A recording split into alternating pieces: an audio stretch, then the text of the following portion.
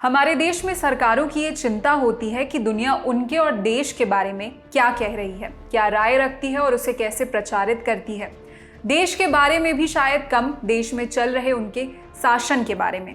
यूं इनकी नज़र दुनिया भर के मीडिया में भी रहती ही होगी। तो इस वीडियो में हम आपको ये बताएंगे कि हाल ही में हुई 2 घटनाओं पर विदेशी मीडिया में क्या क्या छपा है। ये दोनों घटनाएं एक ही दिन यानी 31 जुलाई 2023 को घटी थी। पहली थी नूह हिंसा और दूसरी थी मुंबई ट्रेन फायरिंग। शुरुआत अमेरिका से, जहां के अखबार द न्यूयॉर्क टाइम्स ने हिंसा की घटना को छापते हुए शीर्षक दिया है, भारत में हिंदू राष्ट्रवादी नेताओं की देखरेख में भड़क उठी सांप्रदायिक हिंसा। अखबार ने अंदर लिखा है, एक गनमैन जिसने मुस्लिम ट्रेन यात्रियों की हत्या की और एक हिंदू रैली जो दंगे में तब्दील हो गई। इन दोनों घटनाओं से पता चलता है कि भारत के शीर्ष हिंदू नेताओं के पक्षपातपूर्ण रुख ने देश में अराजक तत्वों को कैसे लाइसेंस दिया है। मुंबई ट्रेन हादसे को लेकर अखबार ने इस बात का भी जिक्र किया कि घटना का एक ऑडियो सुनकर ऐसा लगता है जैसे गोली चलाने वाला जवान चेतन सिंह कह रहा है, यदि आप हिंदुस्तान में रहना चाहते हैं तो आपको मोदी और योगी को वोट देना होगा। वो भारत के अग्रणी हिंदू राजनेताओं नरेंद्र मोदी और योगी आदित्यनाथ के समर्थन की वकालत करता दिखाई देता है। इनमें से नरेंद्र मोदी भारत के प्रधानमंत्री और योगी आदित्यनाथ भारत के सबसे अधिक आबादी वाले राज्य के नेता हैं। अखबार आगे लिखता है कि अगले दिन यानी मंगलवार 1 अगस्त 2023 को प्रधानमंत्री मोदी ने एक हिंदू समारोह में भाग लिया, वो भी उसी राज्य में जहां ट्रेन में गोलीकांड की यह घटना हुई। लेकिन इस दौरान इन हत्याओं के बारे में उन्होंने कुछ नहीं कहा। इसी लेख में अखबार ने नूह हिंसा पर अलग से लिखा कि यह हिंसा मुस्लिम बहुसंख्यक इलाके में तब हुई जब एक हिंदू राष्ट्रवादी संगठन के नेतृत्व में मार्च निकाला गया। मामला तब बिगड़ा जब इस रैली में हिंदू संगठन का एक प्रमुख, जिस पर कई मुसलमानों की हत्याओं का आरोप है, के शामिल होने की खबर वायरल हुई। इस पर रैली झड़प में बदल गई और इसने एक सांप्रदायिक दंगे की शक्ल ले ली जो दिल्ली तक फैल गया। पुलिस ने कहा है कि दुकानों, वाहनों और एक मस्जिद में आग लगा दी गई। इन दंगों में मस्जिद के इमाम सहित कम से कम 5 लोग मारे गए। अखबार फिर से दोनों घटनाओं को जोड़ते हुए लिखता है कि हालांकि इन दोनों घटनाओं का एक दूसरे से कोई संबंध नहीं है, लेकिन मोदी के कार्यकाल में भारत में ऐसा होना कोई असामान्य बात नहीं है। ये घटनाएं देश में ऐसे समय में हो रही हैं जब सितंबर में नई दिल्ली में G20 शिखर सम्मेलन होना है। इस दौरान मोदी दुनिया भर में अर्थव्यवस्था केंद्रित भारत की विकास गाथा का प्रचार कर रहे हैं और उनके नेतृत्व को पेरिस और वॉशिंगटन में प्रशंसा भी मिली है। अमेरिका के प्रमुख अखबार के बाद अब ब्रिटिश मीडिया की बात करें तो BBC ने इन घटनाओं के आफ्टरमैथ पर लिखते हुए शीर्षक दिया है, गुरुग्राम हिंसा हो चुकने के बाद अपने नुकसान का आकलन करते पीड़ित। BBC ने दंगों से पीड़ित लोगों की अलग अलग तस्वीरें शेयर करते हुए लिखा, हिंदू और मुसलमानों के बीच हिंसक झड़पों में 6 लोगों की मौत के 3 दिन बाद उत्तर भारतीय राज्य हरियाणा के कुछ हिस्सों में तनाव बना हुआ है।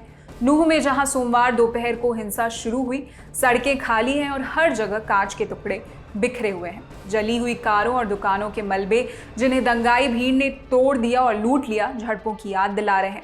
अखबार इस बात का जिक्र भी करता है कि मारे गए लोगों में 2 होमगार्ड शामिल हैं जो दंगों और सार्वजनिक गड़बड़ी को नियंत्रित करने में पुलिस की सहायता करते थे। इस हिंसा में कई पुलिसकर्मी भी घायल हो गए। अखबार आगे लिखता है कि भारत की राजधानी दिल्ली के ठीक बाहर स्थित शहर गुरुग्राम में भी झड़पें फैलने के बाद अधिकारियों ने कर्फ्यू लगा दिया, इंटरनेट सेवाएं निलंबित कर दी और हजारों अर्धसैनिक बल के जवानों को तैनात कर दिया। वहां एक मस्जिद में आग लगा दी गई और मंगलवार तक जारी हिंसा में एक मुस्लिम मौलवी की मौत हो गई। हरियाणा के मुख्यमंत्री मनोहर लाल खट्टर ने पीड़ितों को आर्थिक मुआवजा देने की घोषणा की है और कहा है कि दोषियों को सजा दी जाएगी, लेकिन कई स्थानीय लोगों को डर है कि एक छोटी सी चिंगारी भी हिंसा की नई लहर को जन्म दे सकती है। तीसरे अंतर्राष्ट्रीय मीडिया नेटवर्क की बात करें तो कतर से प्रकाशित होने वाले अल जजीरा ने शीर्षक दिया है, भारत के गुरुग्राम में मस्जिद, दुकानों पर हमले के बाद डरे हुए मुसलमान। अखबार लिखता है कि गुरुग्राम के सेक्टर 57 में अंजुमन जामा मस्जिद वीरान है। लगभग 10 पुलिस अधिकारी इस कंक्रीट संरचना के सामने खड़े हैं जिसमें 450 लोग आकर नमाज अदा कर सकते थे, लेकिन अब ये मलबे और राख का ढेर बन गया है।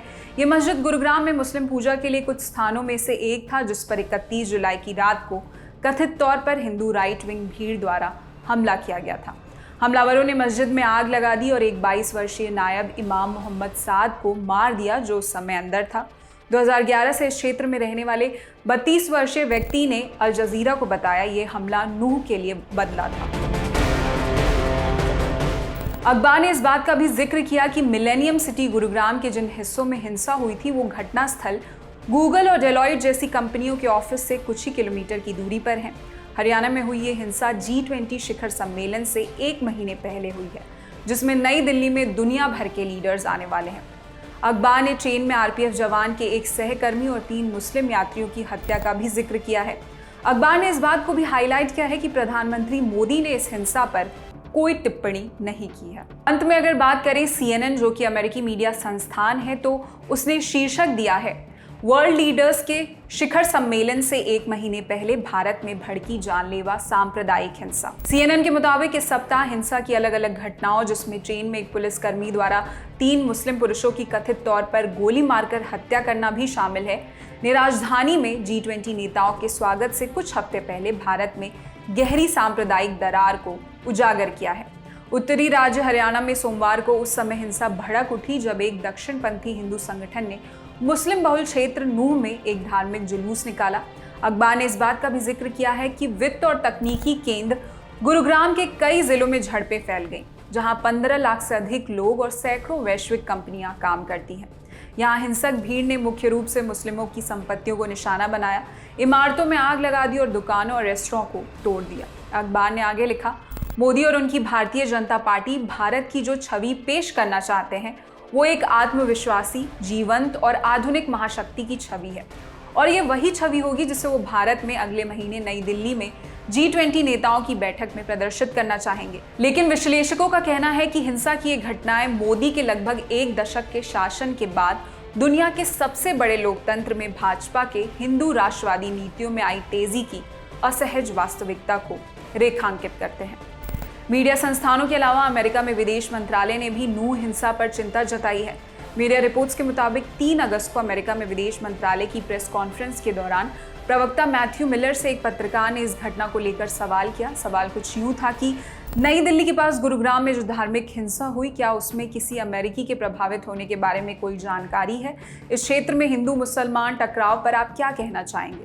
इसका जवाब देते हुए अमेरिकी विदेश विभाग के प्रवक्ता मैथ्यू मिलर ने कहा, हम हमेशा ही पक्षों से शांत रहने और हिंसा से दूर रहने के लिए कहते हैं। जहां तक इस हिंसा में अमेरिकी नागरिकों के प्रभावित होने की बात है, मुझे इसकी कोई जानकारी नहीं है। मैं एम्बेसी से इस बारे में पता करूंगा। इसके अलावा कई और अंतर्राष्ट्रीय मीडिया संस्थानों ने समाचार एजेंसियों के हवाले से इस घटना को कवर किया है। आखिर में दोनों घटनाओं के बारे में समझ लेते हैं। सबसे पहले मुंबई ट्रेन हादसे में क्या हुआ ये जान लीजिए। इस घटना में आरपीएफ के एक कांस्टेबल ने अपने ही सीनियर पर गोली चला दी। ये घटना मुंबई जा रही जयपुर मुंबई एक्सप्रेस ट्रेन में 31 जुलाई की सुबह हुई। ट्रेन के B5 कोच में 5:23 पर यह गोलीबारी हुई। इसमें 4 लोगों की मौत हो गई। मरने वालों में आरपीएफ के एक ASI और 3 मुस्लिम यात्री शामिल थे। वहीं हरियाणा के नूह में हुई सांप्रदायिक हिंसा में अब तक 6 लोगों की मौत हो चुकी है। राज्य के CM मनोहर लाल खट्टर ने दंगे करने वालों को हिंसा से हुए नुकसान की भरपाई करने की बात कही। इसी के साथ इस वीडियो में इतना ही। इस पर क्या है आपकी राय, हमें कमेंट सेक्शन में जरूर बताएं। मैं निहारिका यादव। देश और दुनिया की अन्य खबरों के लिए देखते रहिए दी लल्लन टॉप। शुक्रिया।